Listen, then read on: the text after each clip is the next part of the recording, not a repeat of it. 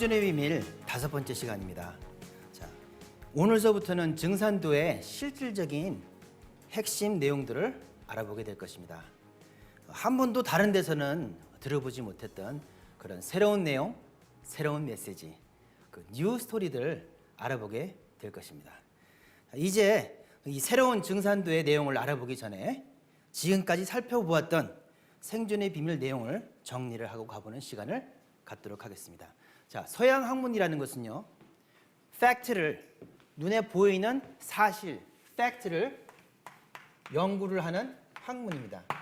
이 보이는 현실인 팩트를 연구를 해서 거기서 보이지 않는 원인을, cause, 그 원인을 유추를 해내고, 그렇게 해서 모여진 여러 가지 보이지 않는 원인들을 총체적으로 모아서 그것이 하나의 principle, 이론, 이치가 형성이 되는 그런 형식을 가지고 있습니다. 자, 그러면 지금 우리가 벌어지고 있는 병난에 대해서 설명을 하고 있는데, 이 병난을 어떻게 설명을 하셨는지 알아보고 가겠습니다. 자, 우리 개인이 병이 걸립니다. 자, 우리 하나의 개인이 있습니다. 그 개인이 병이 걸립니다. disease라고 하죠. 그런데 이 개인이 여러 명으로 모이면은 그게 하나의 사회를 형성하게 되죠. 그 제한된 공간 내에서 병이 도는 걸 뭐라고 해요? 풍토병이라고 합니다. 그래서 그거를 엔데믹이라고 불러요. 엔데믹. 자, 그런데 이 하나의 풍토병이 있었는데 이것이 다른 데로 전염이 될 때는 어떻게 돼요? 그건 옛날엔 다 전쟁 때문에, 전쟁과 무역, 그러니까 나라와 나라 사이에 그러한 전쟁과 무역으로 전염병이 발생을 하죠. 그랬을 때 이것을 에피데믹이라고 합니다. 에피데믹. 자, 그런데 이게 점점 더 규모가 커져서 지구촌 차원에서 전염병이 돌게 되면 이것을 뭐라고 합니까? 우리가 알고 있는 팬데믹이라고 합니다. 팬데믹. 자, 그래서 서양 의학에서 바라보는 전염병 학이라고 하는 것은 disease, 이 범위가 엔데믹으로, 에피데믹으로, 그래서 팬데믹으로 가고 있는 거고요. 점점점 규모가 커지고 있다는 걸 알 수 있죠. 그래서 서양 의학에서도 이제 지구촌을 넘어서 더 커다란 차원에서의 병이 발생할 것이다. 그래서 그런 것이 이제 바이러스 X와 같은 그런 이론이 되는 거고, 지금 우리가 알아보고 있는 질병 대란인 병난이 되는 것입니다. 그렇죠? 자, 그런데 이것이 일어나는 이유를 우리 생존의 비밀에서는 어떻게 설명을 하고 있냐? 첫 번째 팬데믹에 대해서 설명을 1장에서 했습니다. 2장에서는 에피데믹이 도는 이유를 설명을 했는데, 그 당시에 우리가 알게 된 것이 war, 전쟁 때문에, 전쟁과 전염병이라고 하는 것은 항상 같이 왔다 갔다 한다는 걸 알 수가 있었죠. 그러고 난 다음에 그 세 번째 장에서는 팬데믹이 왜 오게 되느냐. 팬데믹은 이러한 것이 environment, 환경적인 문제다. 그래서 천지가 병이 들어버렸다는, 그래서 environment, 환경적인 요인에 의해서 발생했다는 것을 알아보았습니다. 자, 그런데 왜 이러한 전쟁과 이런 방식으로 커졌느냐에 대해서는 네 번째 장에서는 어떻게 설명을 했어요? 이것을, 자, 개인의 감정이라는 게 있잖아요. 감정이란 그 질병, 정신적인 그 병이, 그래서 그걸 밈이라고 설명을 했죠. 서양의학에서 밈. 자, 이런 마음의 감정이란 게 전염이 되는데 그게 하나의 최소단위가 밈이 됐는데, 이게 사회 병리적인 현상으로 나타나게 되고 그것이 하나의 커다란 전쟁이 되고, 그러한 투쟁적인 그런 성향이 자연을 정복하려는 그런 과정으로 커지면서 천지병이 되었다는 것이죠. 그죠? 그런데 증산도에서 전하고 있는 내용은 무슨 내용입니까? 왜 이런 밈을 갖게 됐느냐? 이거는 밈이라고 하는 것은 결국은 사람의 원한인데, 정신적인 그러한 병리 현상을 수화작용을 가지고서 설명했던 게 원한인데, 이러한 사람의 원한이라고 하는 것은 자연 섭리에 의해서 선천에 선천이라고 하는 지금까지 우리가 살아왔던 자연 섭리가 모든 물질과 생명을 키우는 자연 섭리, 자연의 이치, 자연 환경이 상극이라고 하는 그러한 이치에 의해서, 이러한 환경에 의해서 상극이 전쟁을 유발하고, 전쟁은 사람에게 또 원한을 가져오고, 원한은 다시 사람한테 오고, 사회적인 병리 현상으로 계속의 악순환 사이클을 돌아가면서 전쟁이 발생을 하고, 거기서 전염병이 발생을 하게 되며, 그리고 이 규모가 점점점 커져서 이렇게 내려오기 시작을 한다는 거죠. 그래서 점점점 커다란 문제로 커져가고 있다. 그래서 지금까지 우리가 살아온 그 과정을 올드 스토리가 할 수 있겠죠.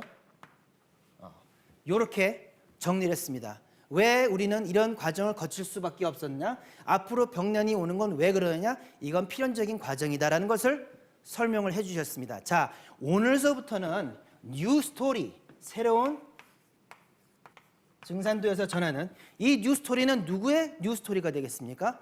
이 뉴 스토리는 올드 스토리, 뉴 스토리. 이것은 140여 년 전 이 땅에 인간으로 오신 증산 상지님께서 전하시는 뉴 스토리가 되는 것입니다. 자, 이 상지님의 뉴 스토리는 어디서 확인해 볼 수 있어요?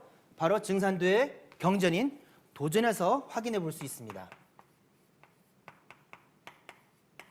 자, 이 도전은 생존의 비밀의 저자이신 안경전 증산도 종도사님께서 그동안에 상지님을 모셨던 그 실질적으로 직접 모셨던 그 어르신들, 증언자들과 그 성도님들의 그 자제분들을 만나서 증언을 듣고 그 답사를 하며 30년의 시간을 거쳐서 그 하나의 경전으로 집대성된 것이 도전입니다. 그래서 우리가 도전이 있기 때문에 상지님이 계셨고 또 상지님의 이러한 말씀이 있으셨다는 것을 알 수 있죠. 하지만 문제는 이 도전을 이런 서양적인 그런 학문을 공부했던 신세대들이 잘 이해를 할 수가 없다는 거예요. 그래서 그런 대중들과 소통하고 공감을 하고 상지님의 말씀을 잘 이해할 수 있게 만든 책이 그래서 이 생존의 비밀입니다. 그래서 생존의 비밀은 철저하게 독자와의 공감을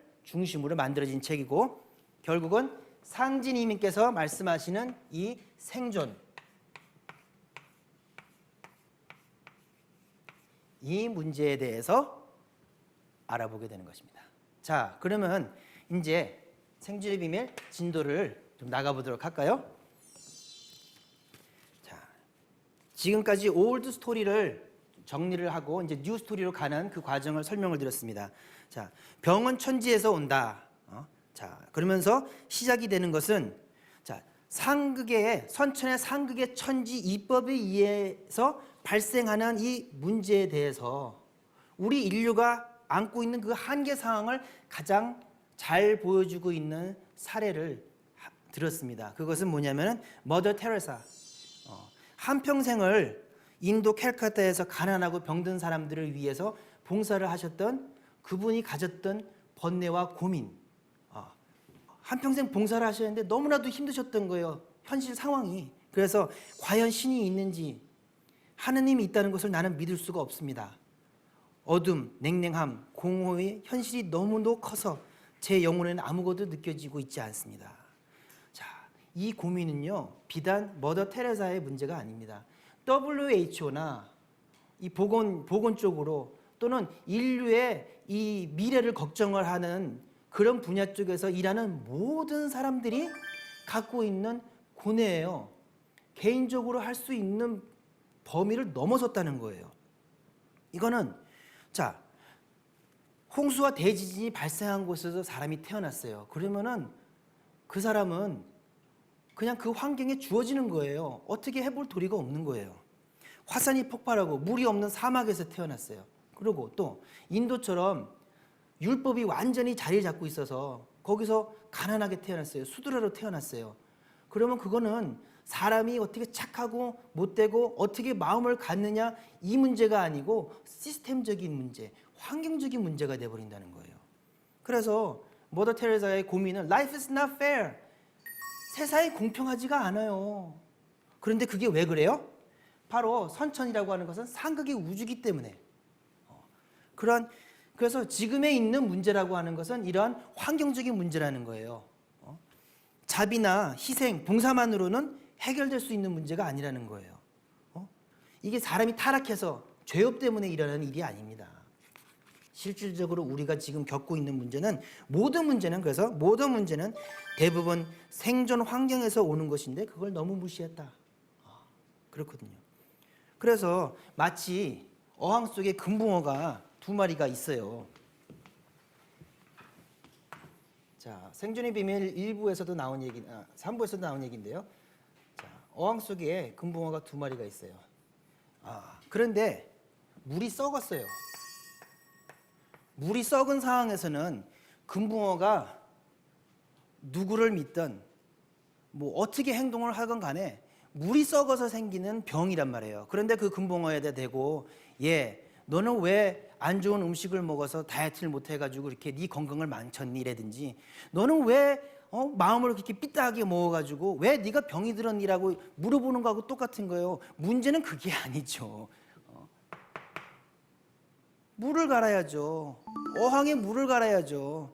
그 금붕어한테 책임을 물어볼 게 아니고 이거는 이 환경을 바꿔야 되는 겁니다. 그래서 자, 여기서 뭘 우리가 알 수 있냐면은 우리가 겪고 있는 모든 문제라는 거는 개인의 문제가 아니고 이 환경적인 문제, 우주 환경의 문제, 우주 섭리의 문제를 알아야지만 모든 문제가 해결이 될 수 있다는 겁니다. 이 안목을 갖고서 봐야지 지금의 문제들이 해결이 된다는 거죠. 자, 근데 모든 근원은 바로 인간이 태어나고 살아가는 생존 환경, 즉 대자연의 질서 속에 있다. 그런데 증산도에서 전하고 있는 내용은 무엇이냐? 어떤 새로운 메시지를 전하고 있느냐? 지금까지와는, 지금 우리가 알아봤던 이 문제와는 다른 새로운 문제가 있다는 거예요. 그것을 결론부터 말씀드리자면요. 자연의 질서가 바꿔진다. 자연의 질서가 바꿔진다는 겁니다. 이게 오늘의 핵심 내용입니다. 그리고 그 천지 질서가 바꿔진다. 150년 전 동학의 최순 대신사도 모든 인류 역사를 귀결짓는 괴질이 와서 지구 역사촌이 새로 탄생하는데 그것이 다시 개벽이다. 그래서 다시 개벽의 문제가 있다는 것입니다. 자, 그러면 실질적으로 이 개벽이란 것이 무엇인지에 대해서 한번 알아보도록 하겠습니다. 자, 시작은 항상 했듯이 상지님의 도전 말씀을 가지고서 한번 알아보겠습니다. 지금처럼 이렇게 복잡한 내용을 설명했는데 상지님께서는 얼마나 쉽게 문학적으로 설명을 하시는지 한번 알아볼게요. 자, 이렇게 설명하셨어요. 가을 바람이 불면 낙엽이 지면서 열매를 맺는 법이다. 이런 복잡한 이치를 자연의 이치로 그냥 한 줄로 설명을 했습니다. 다시 한번 볼까요? 되게 문학적이죠? 가을 바람이 불면은 시원해지죠, 갑자기. 낙엽이 지면서 많이 죽는구나. 열매를 맺는 법이다. 그런데 상지님께서는 뭘 바라보라는 거예요? 낙엽을 바라보라는 거예요? 아닙니다. 시각을 긍정적인 열매를 맺는 방법. 그러니까 낙엽이 되는 방향으로 가게 되면은 새로운 변화 세상으로 넘어가지 못하겠죠. 하지만 열매가 되는 방법을 알게 되면 거기에 생존의 비밀이 있다는 그런 말씀인 거죠. 상당히 긍정적이고 아주 포지티브한 그러한 말씀을 해주고 계십니다. 자, 문제의 근원은 자연 법칙 속에 있다. 자, 그래서 개벽이라고 이제 알아보겠습니다. 개벽은 10개자 10벽자입니다. 그래서 1000개 하늘이 열리고 지벽 땅이 열린다는 뜻이에요. 그러니까는 뭐냐면은 영어로 어떻게 번역하면 opening of a new dimension. 자, 새로운 차원이 열린다는 거예요. 그냥 새로운 하늘과 새로운 땅이 열린다는 그런 개념을 넘어서서 새로운 디멘션, 새로운 시간과 공간이 열린다. 자, 물리학적으로는 새로운 시공이 열린다는 것은, 시공이 바뀐다는 것은 물질이 바뀐다는 겁니다. 그래서 opening of a new dimension이라고 했어요. 자, 그래서 이렇게 새로운 패턴, 새로운 사이클, 새로운 환경이 열린다는 겁니다. 자, 이 개벽이란 단어에는 또 무슨 뜻이 들어가 있냐면은 음양의 변화다. 그러니까 음이라는 곳에서 양이라는 시기가 새롭게 열리고 양이라는 시기에서 음이 새롭게 열리고 그래서 결국은 개벽은 뭘 뜻하냐면은 음양의 변화다. 변화와 사이클에 대해서 설명을 하고 있습니다. 자, 그리고 우리가 실질적으로 개벽을 쉽게 생각할 수 있어요. 자, 지구가 한 바퀴를 돕니다. 지구가 한 바퀴를 도는 걸 뭐라고 해요? 차전이라고 해요. 차전을 하게 되면은 어떻게 돼요? 낮과 밤이 형성되죠. 그런 새로운 다른 패턴이 서로 다른 패턴이 발생을 하고 낮이 열리고 밤이 열리고 그런 개벽 현상으로 돌아가게 되는 거죠. 그죠? 또 지구가 공전을 합니다. 한 바퀴를 360도를 또 이제 그 태양을 중심으로 공전을 해요. 그러면 어떻게 돼요? 패턴이 간단하게 낮과 밤의 패턴이 아니고 좀 더 세분화돼서 봄, 여름, 가을, 겨울의 패턴으로 가죠. 그래서 봄이 열리고 여름이 열리고 가을이 열리고 겨울이 열리고 그래서 열린다는 종말이 끝난다는 개념이 아니고 포지티브 종말은 부정적이죠. 좀 끝난다. 이건 포지티브한 새롭게 열린다. 자, 그러면은 그러한 그 공전보다도 더 커다란 주기로 지구의 축이 움직이게 되게 되면은 또 그보다 더 커다란 그런 그 사이클과 그런 패턴이 다시 나오게 됩니다. 그것이 오늘 우리가 얘기하게 될 우주 1년 이야기가 되는 것입니다.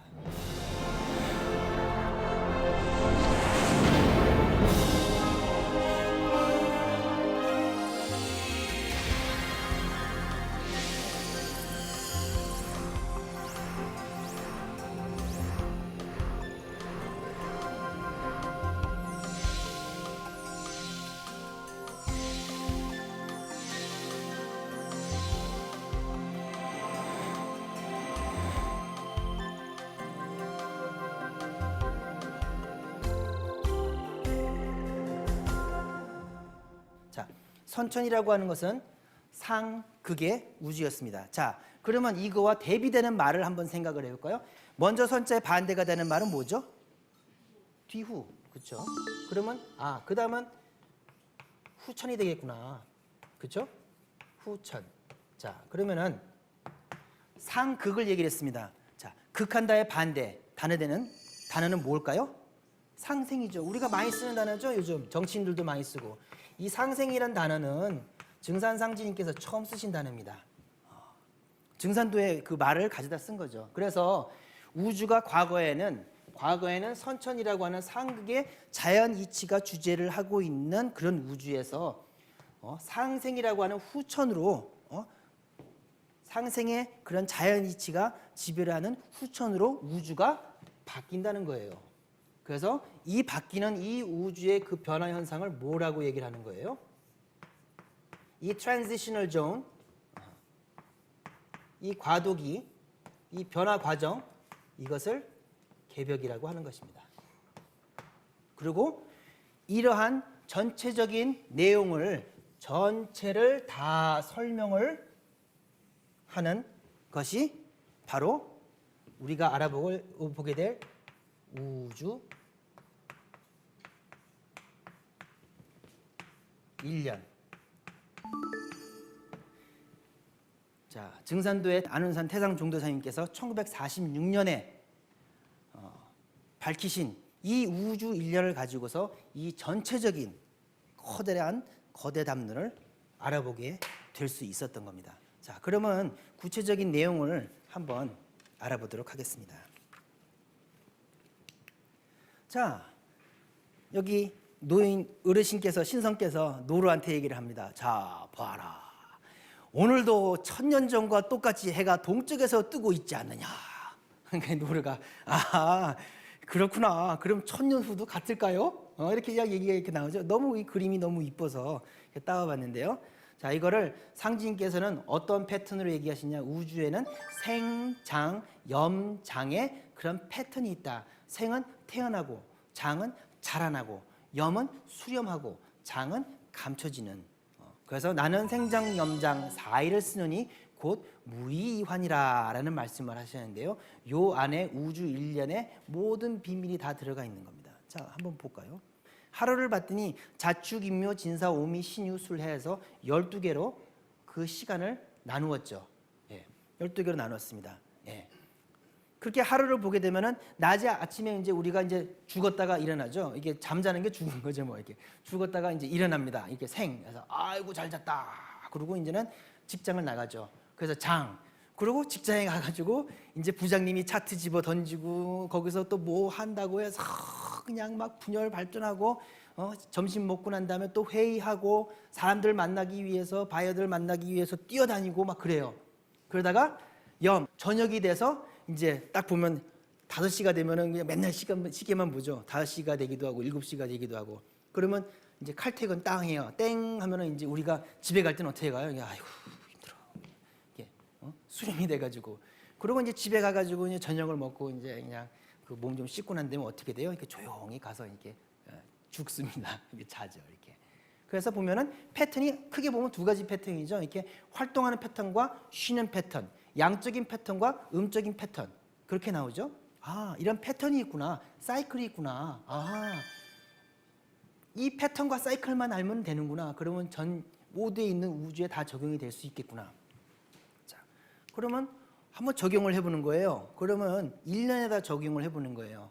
공전하는 이 지구를 봤는데 이 지구도 공전하는 그 시기를 1년을 12로 나누는 거죠. 그죠? 12로 또 나눕니다. 자축, 인묘, 진사오미, 신유, 수레로 해서 나오는데 자월은 11월, 음력 11월이 되고 축월은 음력 12월이 되고 인월이 음력 1월이 되는 거예요.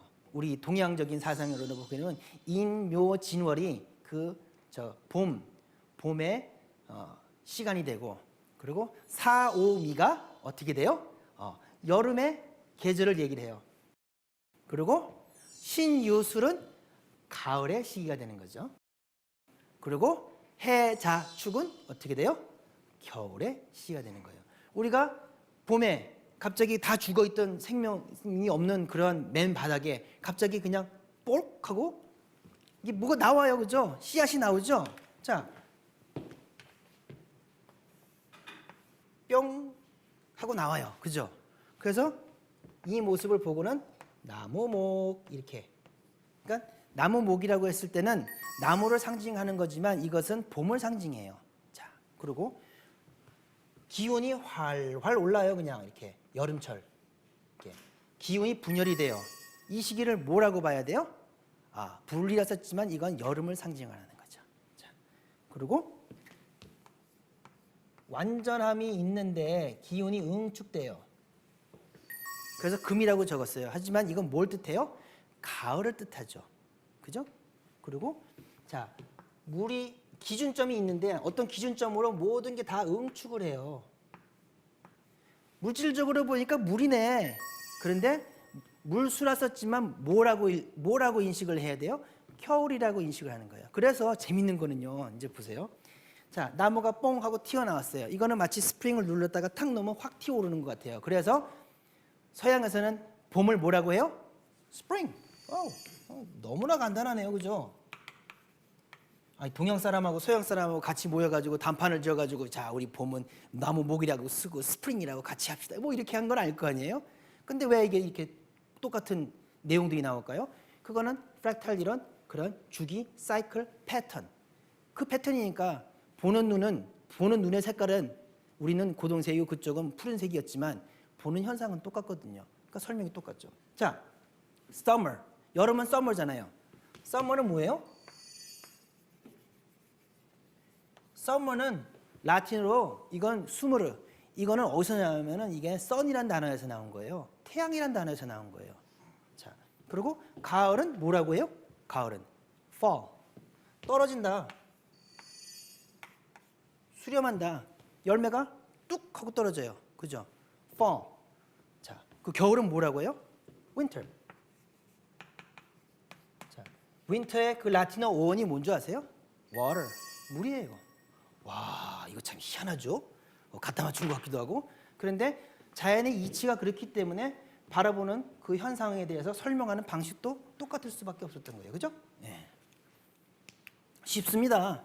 조금 더 키워볼까요? 야, 이거 자연에는 성립이 되는 것 같은데 과연 사람한테도 성립이 될까?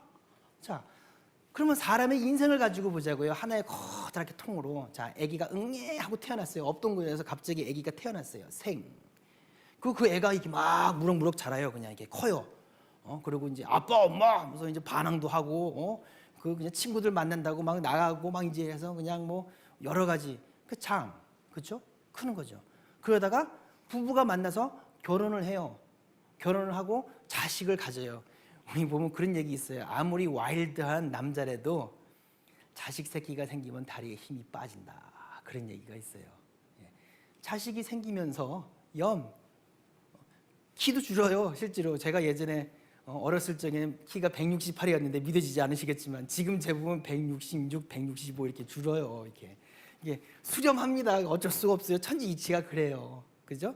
그리고 나이가 더 들어가지고는 이렇게 피부도 이렇게 탱탱하게 이렇게 막 올랐다가 피부가 쭈글쭈글해지면서 그냥 이렇게 다 이렇게 늙는 건 너무 괴로워요. 나이 들어 보니까 정말 늙는 건 괴로운데 그게 천지이법이에요. 그래서 쭈글쭈글해지면서 그리고 죽어요. 그러지만 어떻게 해요? 나는 누굴 통해서 살아요? 그 열매가 다시 생장염장으로 자라면서 나는 조상이 돼서 심령이 돼서 내 자손과 함께 사는 거예요. 근데 자손이 없어요. 어떻게 해요? 그죠? 그래서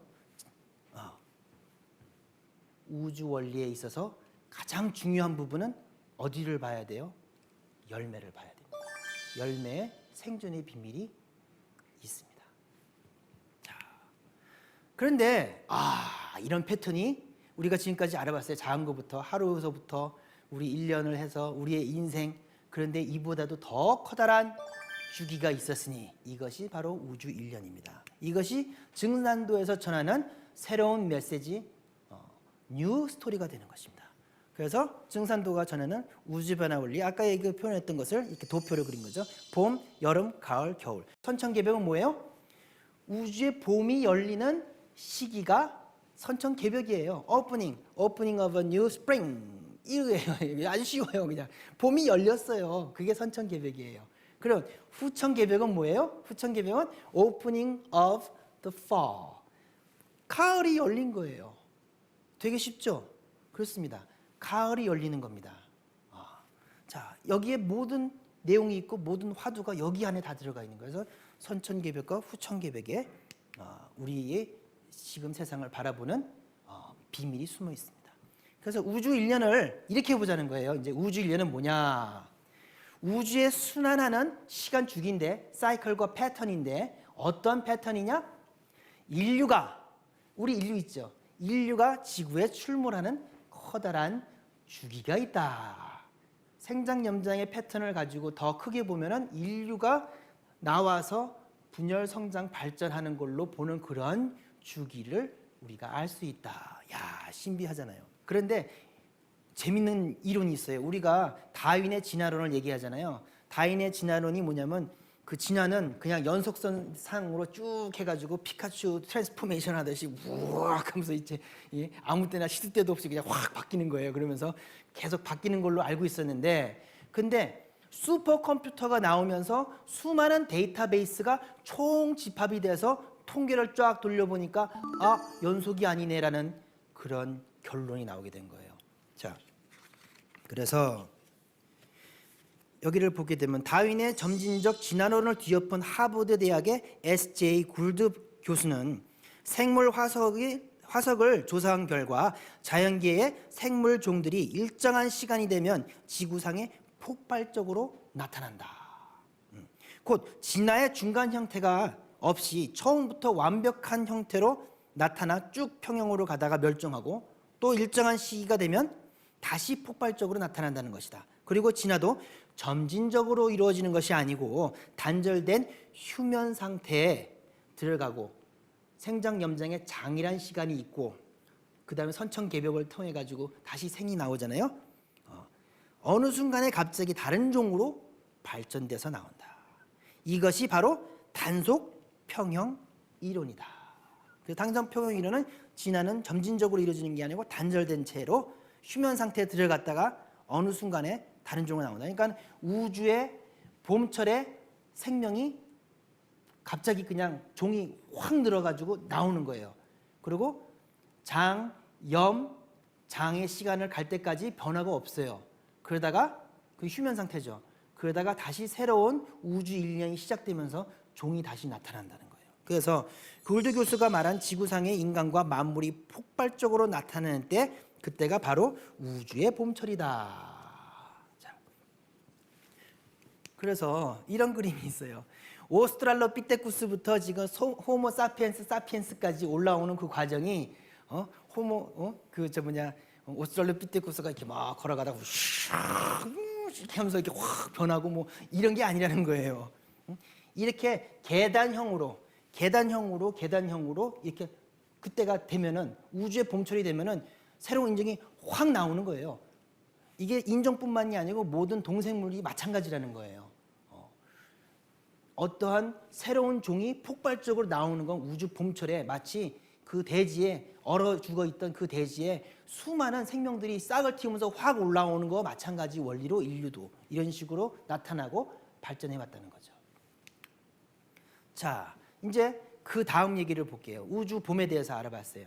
우주 여름에 대해서 이제 알아볼게요. 자, 그러면은 인류가 이렇게 그 옛날에는 인구수가 적었어요. 그죠?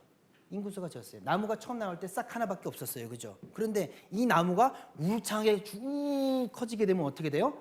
그냥 울창하게 그냥 이파리가 쫙 하면서 그 개체수가 늘어나죠. 그리고 숲도 그냥 확 일어나가고, 그죠? 그래서 이렇게 증가를 하는, 불화처럼 양적인 증가를 하는 그 시기가 있잖아요. 그죠? 그래서 우주의 여름, 인류 발생학적인 차원에서 보게 되면은, 자, 지금 인류가 나오는 그 봄의 시기라고 할 수 있죠. 근데 이것이 점점점 인류 수가 늘어나가지고, 자, 이제 지구의 이파리가 얼마나 늘었는지, 지금 이 시기는 어때요? 우주의 여름이 되는 거죠. 그죠? 그러다가 그렇게 분화 발전을 하다가, 그러다가 그 가을의 패턴으로 들어가게 되면 어떻게 되겠어요? 줄어들겠죠. 우주의 가을은 인간과 문명이 결실을 맺는 수렴의 시간이다. 봄, 여름 내내 인간을 길러온 하늘과 땅이 인간 생명을 추수하여 거둬들인다. 마치 우리 인간이 1년 농사를 지을 때, 농사를 짓고 가을이 되게 되면 어떻게 돼요? 열매를 수확을 하고 그 나머지 것들은 어떻게 돼요? 지푸로 만들든지 태우든지, 그리고 거름으로 만들어서 그 다음 우주 1년을 위해서 그 자양분으로 만들듯이 열매를 맺듯이, 우리 인류의 지금 패턴으로 볼 때 바로 그런 패턴에 들어가는 거죠. 그러면서 문명도 완전히 성숙하여, 우리가 익은 사람을 뭐라고 그래요? 아, 열매. 자식을 볼 때도 열매 잘 맺으셨습니다, 어르신. 자식 농사 잘 지셨네요. 그런 얘기 하거든요, 우리도. 그러니까 어떻게 돼요? 가을의 패턴이 들어가게 되면은 열매가 맺어져요. 정신적으로도 문화적으로도.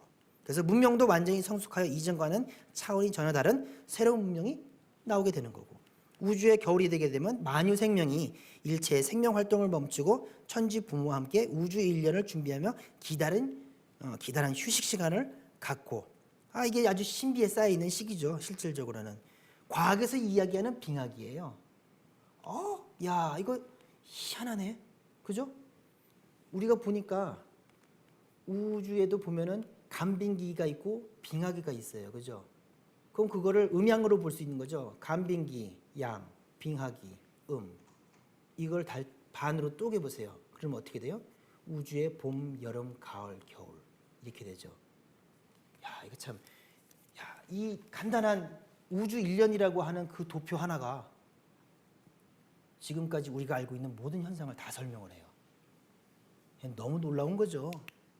자, 근데 이 우주 1년에 대해서는 잘 몰랐지만, 이런 우주 1년이라고 하는 그러한 커다란 사이클이 있다는 것을 알았어요. 이거 동의보감에 나온 얘기예요.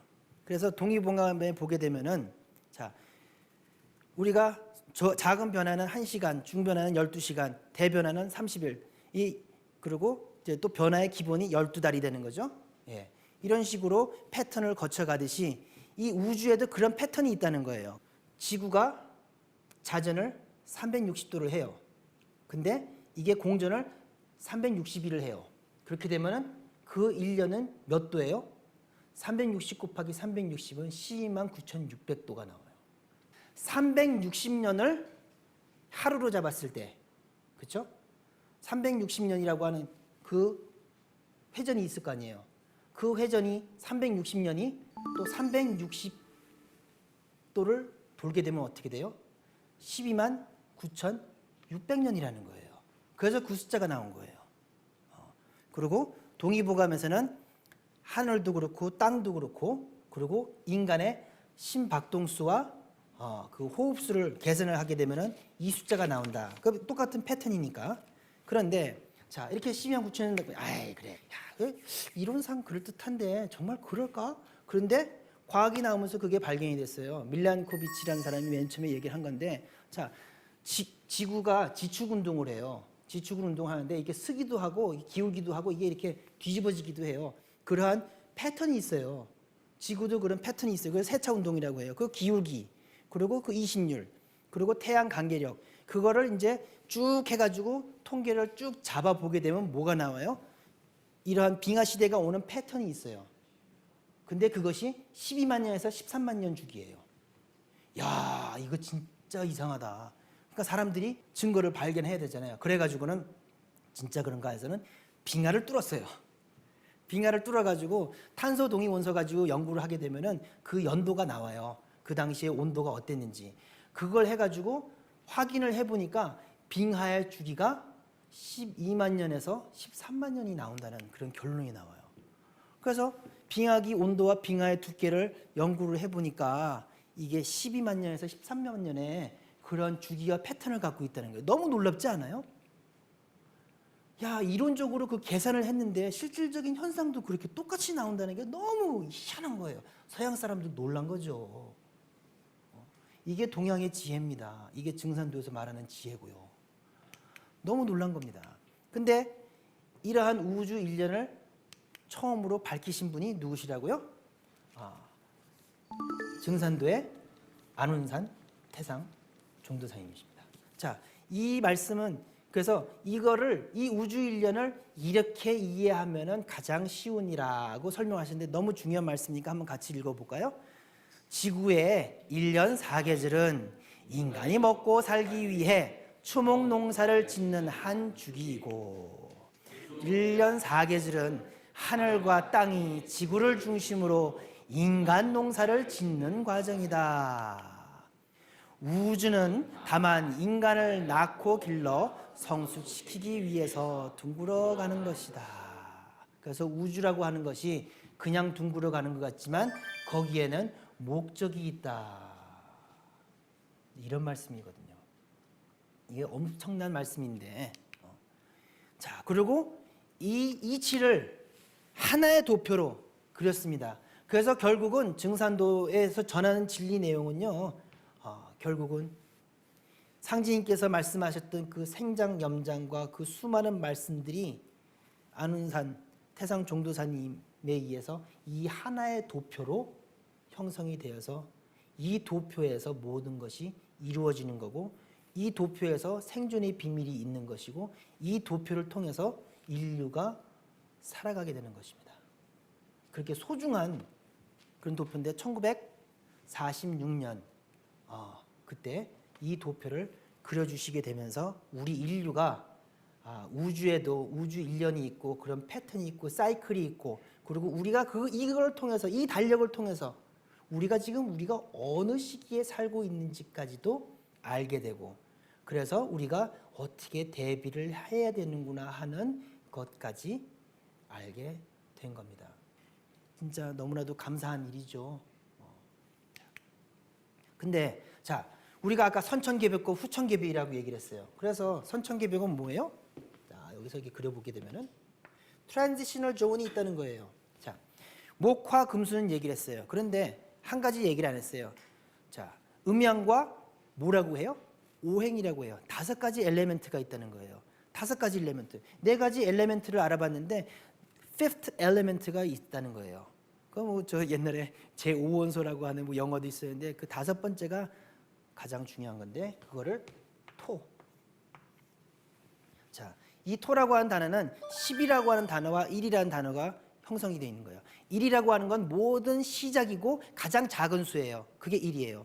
근데 분화 발전해서 가장 큰 수가 되면 10이 돼요. 근데 1은 양수고 10은 음수예요. 그렇기 때문에 가장 조그맣게 수렴돼서 가장 크게 분열되어 있는 이 두 단어를 한데 묶은 것이 토예요. 그래서 이 트랜지셔널 존이 중요하다는 거예요. 그래서 이 선천이 열리는 이 시기가 선천개벽이고 후천이 열리는 시기가 후천개벽이라는 것인데, 여기서 이 겨울에서 봄으로 가는 거는 에너지가 있기 때문에 문제가 없는데, 항상 분열 발전했다가 수렴하는 부분으로 가게 되면 항상 이 부분이 문제가 되는 겁니다. 자, 이렇게 복잡한 내용을 얼마나 쉽게 말씀을 하셨냐면은 춘생추살, 너무나도 간단하게 봄에는 낳고 가을에는 죽인다. 선천개벽, 후천개벽 이 수학 얘기하면 이건 대학생들밖에 몰라요.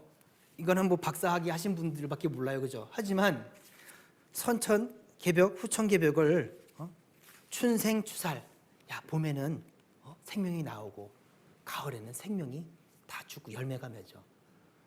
초등학생도 알 수 있는 그런 말씀으로 설명하신 거죠. 자, 그래서 도표로 이렇게 보기 좋게 봄, 여름, 가을, 겨울인데 춘생, 선천개벽, 춘생, 후천개벽, 추살, 이렇게 간단하게 이치를 설명하셨죠. 그래서 상지님께서도 이런 말씀을 하십니다.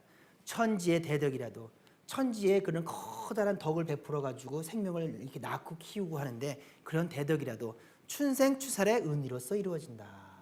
자, 우리가 난초를 키우잖아요. 또 생물을 키워요. 그러면은 그게 무성해져요.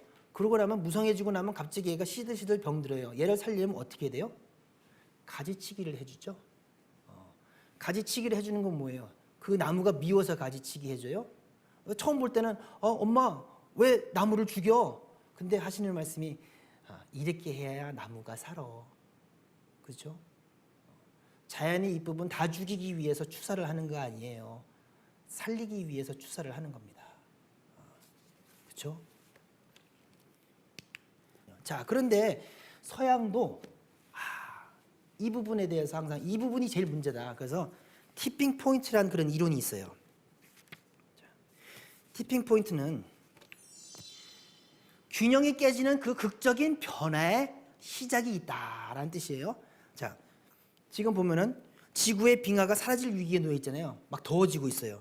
그래서 2004년 남미의 빙하 호수가 갑자기 없어졌는데 이 종잡을 수 없는 이 기후 변화에 대해서 미국의 제임스 한센 박사는 기후 변화의 티핑 포인트가 다가오고 있다. 이렇게 얘기를 하고 있어요. 그러니까 날씨가 점점점 더워지는데 그걸로 끝날 것이냐? 아니라는 거죠. 이미 빙하의 그 사이클과 패턴을 보니까. 그럼 그 사이클과 패턴을 보게 되면 우리가 어디에 와 있는지 알 수 있거든요. 근데 서양 학문을 하는 사람들도 지금 이 시기가 어디에 와 있어요? 인간이 원하든 원하지 않든 간에 우리는 지금 티핑 포인트로 지금 치닫고 있다. 언제 그 기세가 바뀔지 모른다. 언제 극직반이 돼가지고 뒤바뀌어 버릴지 모른다. 이런 얘기를 하는 거예요. 그런데 또 지금까지 기후학자들은 지구의 온난화 원인을 대부분 산업화로 인해 방출되는 이산화탄소라고 알고 있었잖아요. 저희도 그렇지 않나요? 그런데 요즘 최근에 이런 데이터베이스를 쭉 돌려보니까 새로운 의견이 나왔어요. 지구 온난화는 인간의 그런 행위, 그런 그것만 뿐만이 아니고 그건 물론 있죠. 플러스 알파라는 거죠. 실질적인 근본적인 원인은 대자연의 변화 현상 때문에 일어난다는 거예요. 곧 추웠다, 더워졌다는 지구의 주기적인 변화가 그 원인이다. 그런데 또 다른 이론이 있어요. 이건 뭐냐면 crash time. crash는 뭐예요? 자동차가 부딪히면 crash. 위직 이런 뜻이거든요. 이게 crash time. 우지직하는 때가 있다. 와지끈하는 때가 있다. 이렇게 되는 거예요. crash가 의성어 거죠. crash, boom, crash 이렇게 되는데, 자, 모든 것을 무력화시키는 부정적이고 파괴적인 죽음의 에너지가 총체적으로 폭발하는 때다. 자, 다 같이 이구동성으로 경고를 하는 거예요. 지금의 시기는 무엇이냐? 후천개벽이 오는 추살의 그 티핑 포인트, 크래시 타임 시기에 우리가 살고 있는 것이다라고 얘기한 거예요. 자, 이것만이 아니에요. 이건 자연의 이치예요. 자, 상지님께서 말씀하신 거는 이 선천이라고 하는 이 우주 이렇게 환경이 이랬었어요. 이 환경에서 넘어가는데 새로운 환경으로 넘어가는데 과거에 문제가 있다는 거죠. 사람이 상극의 이치로 전쟁이 계속 있었고 그걸로 원한이 축적이 됐어요. 그런데 사람이 죽으면 어떻게 된다고 했어요? 신명이 된다고 했었습니다. 신명이 되는데 살아있을 때 그 기억을 그대로 다 갖고 간다는 거예요. 그래서 신도 세계마저도 이 신도 세계에서도 이 인간의 그 기억을 갖고 신이 됐기 때문에 원한의 문제가 끌어지지가 않았고 이 원한의 문제가 무슨 문제로 발생을 하느냐? 척의 문제로 해서 인류 역사에 영향을 미치는데 과거 청산이 안 되고서 새로운 세상을 넘어가려고 하는데 이 부분이 문제가 된다는 거예요. 그래서 자, 우리가 이렇게 병이 발생할 수밖에 없는 원인에 대해서 알아봤잖아요. 이 병난이라고 하는 증산되어서 전하는 이 병난이라고 하는 것은 자, 어떤 과정 때문에 나타나는 것이냐? 원한의 과정이 축적이 돼서 천지병까지 왔어요. 그런데 지금 두 가지의 새로운 문제가 새로운 변수가 있다는 거예요. 더 커다란 문제죠. 우주가 그것은 일단 우주는 바야흐로 개벽을 하는 그 과도기 트랜지셔널 존이라고 하는 이런 과도기 속으로 티핑 포인트로 크래시 타임으로 들어가고 있는데 거기에 신명계까지도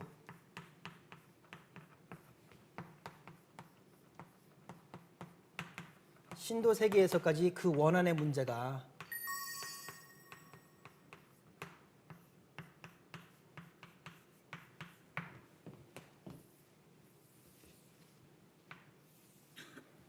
해결이 되지 않았다는 겁니다. 그러니까 물질적인 부분에서 여기까지 왔는데 이제는 보이지 않는 세계까지 문제가 돼서 병난이 온다는 데 문제가 있는 것입니다. 그래서 도전을 보게 되면은 상지님께서 이렇게 말씀하셨어요. 선천의 모든 악업이 추운 가을의 운, 그렇죠? 가을의 운 아래 큰 병을 일으키고, 그러니까 병이 일어나는 이유는 결국은 선천에 있었던 그 신명의 원한과 그 악업이에요.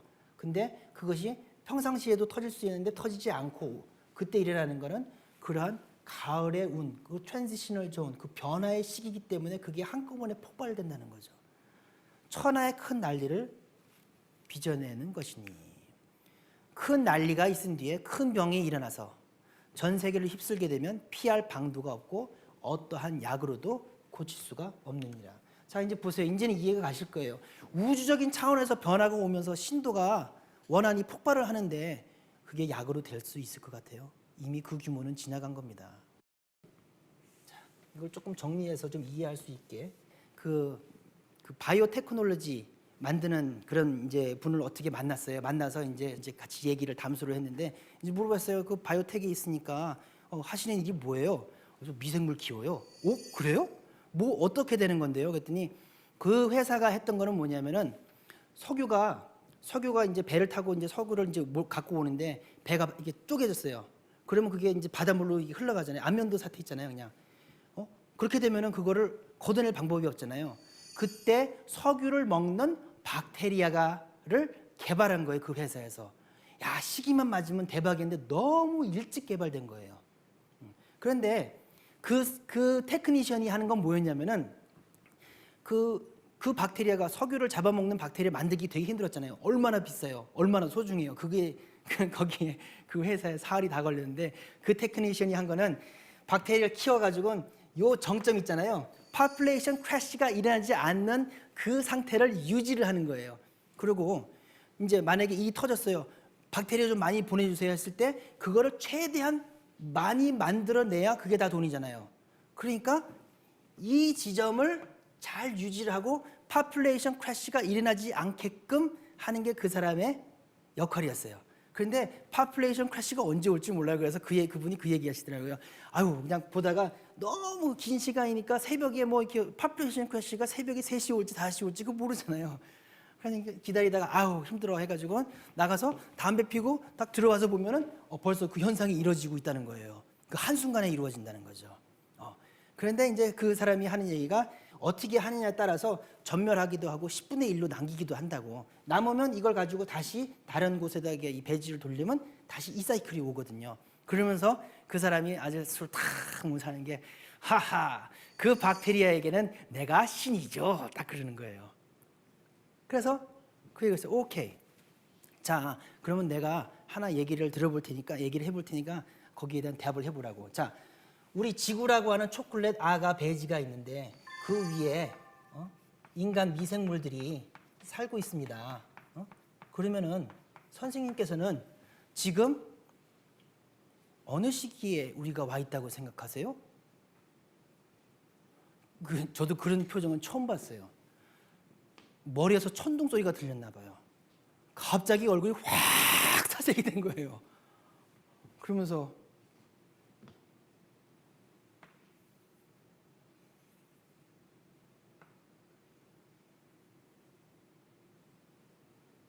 이러는 거예요. 자, 선생님, 종교가 뭐세요? 뭐든 간에. 그러면 하느님께서 계시면 어느 시기에 개입하실 것 같아요? 우주의 봄? 우주의 여름? 우주의 가을? 우주의 겨울? 하느님이 인류를 구원한다고 해서 오신다고 하면 어느 시기에 오시겠어요? 파퓰레이션 크래시가 오기 전. 다른 때는 개입할 이유가 없는 거거든요. 그러더니 나와가지고는 그냥 담배를 그냥 중국 담배를 벅벅벅 펴대고 그 다음에는 저하고 얘기도 못했어요. 완전히 그냥 넋이 나가셨더라고요. 그래서 결국은 천지이치를 알고 보니까 결국은 생존의 법방은 뭐예요? The One. 우주의 통치자 하느님이 오셔야 되는 문제만이 남는 겁니다. 그래서 상제님의 문제가 나오게 되는 거죠. 그리고 지금 우리는 지금까지 뭘 알아봤냐면 상제님의 생존에 관한 뉴 스토리를 알아본 것입니다. 이제 정리를 해보도록 하겠습니다. 생존의 비밀 맨 마지막 2부 2장의 맨 마지막에 나와 있는 말씀인데 한번 읽어보도록 하겠습니다. 자, 질병대란은 대자연의 시간이 여름에서 가을로 들어서는 변화 속에서 오는 병이다. 가을 개벽으로 대자연과 문명의 틀이 완전히 바뀌고 전 인류는 한 사람도 예외 없이 생명줄이 끊어진다. 이때는 오직 이 우주의 질서를 맡아 다스리시는 그 한 분이 오셔야 한다.